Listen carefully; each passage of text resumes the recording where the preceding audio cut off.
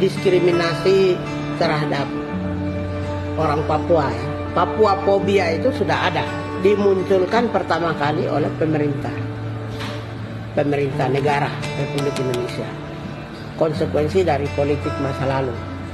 Diskriminasi dalam konteks ras dan etnik Papua itu sudah didrive oleh, karena dulu sebuah momentum peristiwa di Papua yang dimana proses integrasi Papua yang begitu rumit itu menyebabkan Jakarta mensterilkan Papua dengan melakukan mengisolasi orang-orang Papua dari panggung politik dan pemerintah.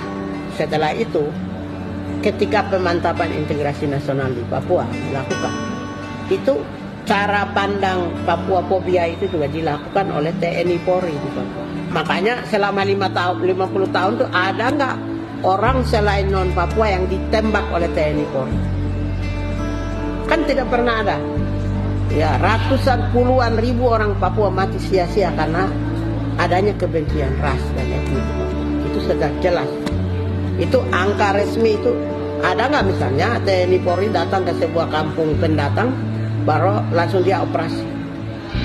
Atau misalnya di dalam kerumunan kaum pendatang baru ditangkap semuanya orang Jawa misalnya, semuanya orang Batak, Manado, Toraja. Kan tidak pernah ada. Ya, di Papua ini yang korban pagi siang sore malam ini hanya orang Papua Melayu.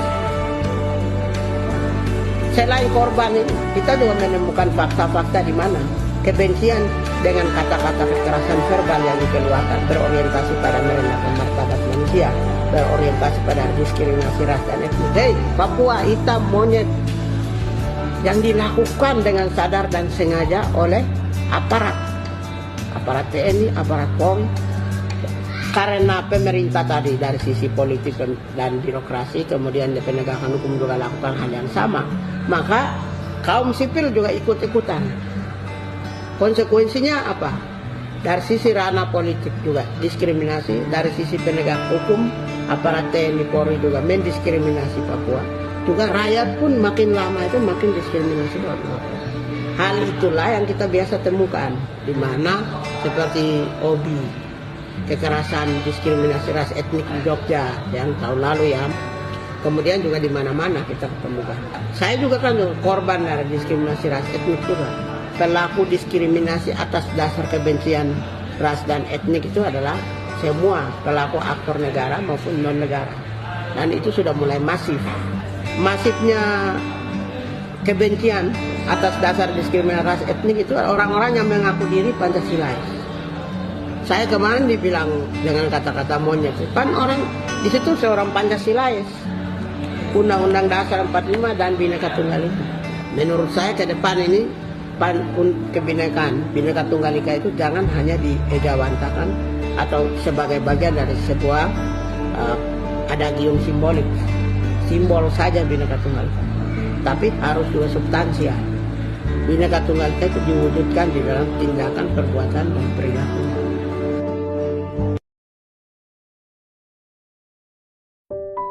Salah satu ancaman serius terjadinya tsunami kemanusiaan di Papua itu adanya karena adanya penetrasi kapital.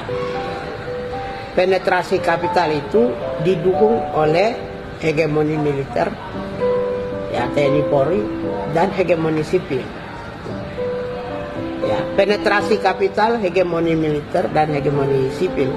Ketiga kelompok ini di dalam otaknya itu mindsetnya itu sudah disuntik pandangan-pandangan yang Papua biasa tadi itu, kebencian terhadap orang Papua atas dasar sikap tadi. Kelompok-kelompok sipil yang ada di Papua secara keseluruhan itu kan ada dikotomi antara mereka orang Papua dianggap tidak terdidik, orang Papua dianggap miskin, orang Papua dianggap bodoh, orang Papua dianggap rendah. Sementara yang pendatang itu dianggap orang pintar, terdidik, pengetahuan, wawasannya bagus, dan dia derajatnya lebih tinggi dan lebih baik. Bahkan pemilik negara, orang Papua bukan pemilik negara.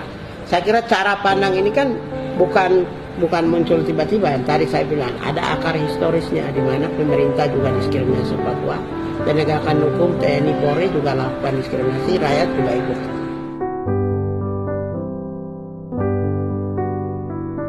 Dulu Papua itu daerah tragedi terlupa, daerah yang sangat tertutup, isolated di Papua.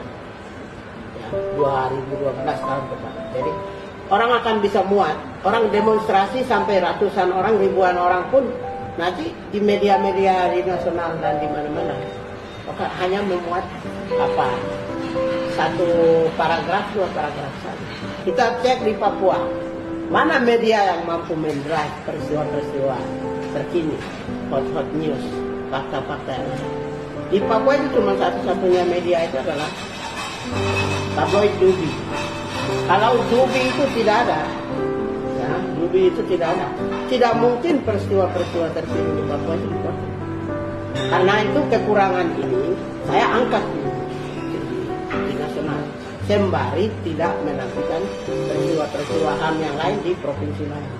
Dulu tidak pernah ada pemimpin negara yang memberi respons reaksi, ya apakah itu presiden, menteri dan lain sebagainya, atau Panglima TNI, Kapolri memberi respons atau reaksi kalau ketika masyarakat Papua menyampaikan peristiwa-peristiwa terkini. Nah, sekarang peristiwa-peristiwa di Papua mereka bisa memberikan respons.